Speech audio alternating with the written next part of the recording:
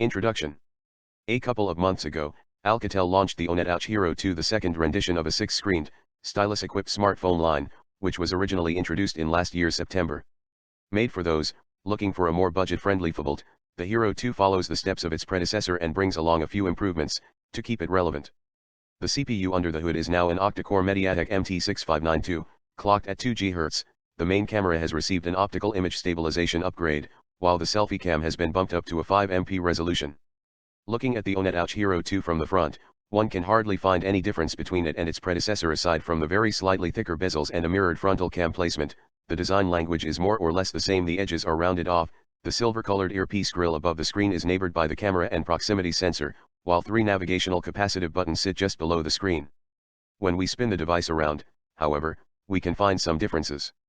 The Hero 2 has received an aluminum frame wrap keeping up with the recent trend among smartphone manufacturers, which looks good all around, and houses the speaker grille engravings, stylus, power and volume buttons, microSD and SIM card slots, IR blaster. Each of these is crafted to fit the shape of the frame and nothing looks out of place.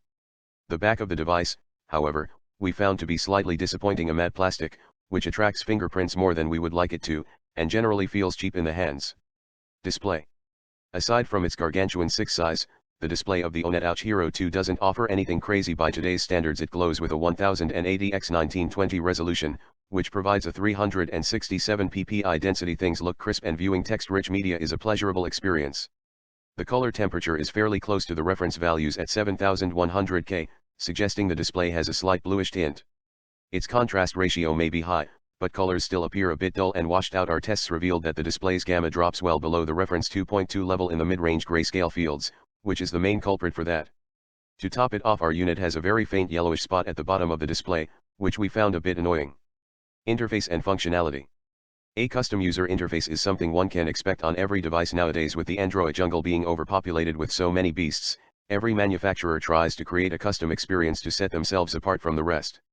It is hard to say the UI doesn't remind us of the Samsung Galaxy Note 3. The home screen transitions look identical. The app drawer is organized more or less in the same way, divided into 2 tabs, one for all apps, and one for user-downloaded apps. No widgets tab, though. There is also a handwriting to text functionality for the included stylus, which sounds very reminiscent to what Samsung's phablet does. However, it left us generally unimpressed. Phone book. Nothing unique strikes us when we open the Contacts app.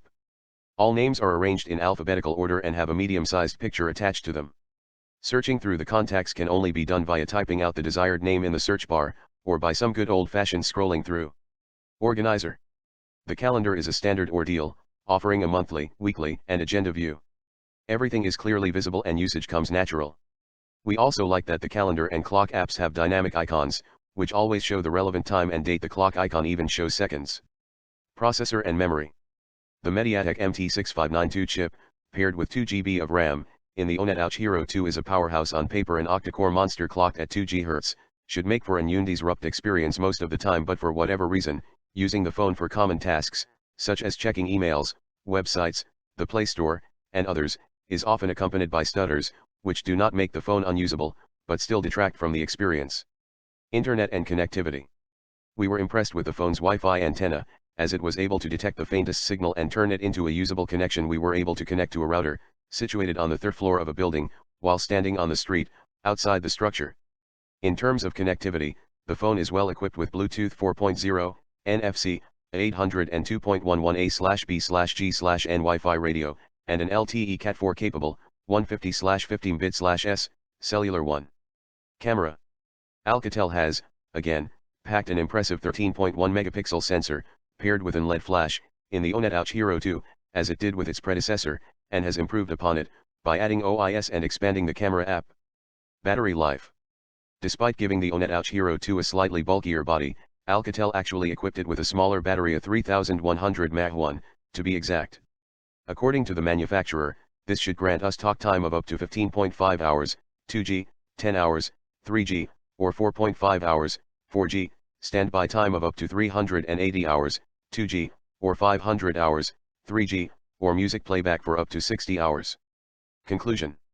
The Alcatel OneTouch Hero 2 sounds like a powerful phone and a great budget-friendly, stylus-equipped phablet, which should appeal to those who are in the market for such a device. It costs around $430, €350, and for this sort of money, one would expect mostly smooth operation. Unfortunately, choppy performance and a next to unusable stylus detracts from the experience to the point where one may wish to look for other options. Looking at possible alternatives, the Samsung Galaxy Mega 2 comes for around $50 more, has a smaller battery, less RAM, an inferior resolution, and an 8MP camera. The Huawei Ascend Mate 2, however, has a 6.1 display at 720p resolution, 13MP main and 5MP selfie camera, an adequate 1.6 GHz Snapdragon 400 CPU, 2GB of RAM, a massive 3900 mAh battery, and costs around $350. This may be worth looking at, before taking the plunge. If you absolutely must have a stylus-equipped phone, just go for the Galaxy Note line. A Note 3 Neo may run you north of $500, though, you should be able to get it for much less nowadays, but the OneTouch Hero 2 is in no way equivalent to it, despite it trying to imitate Samsung's features.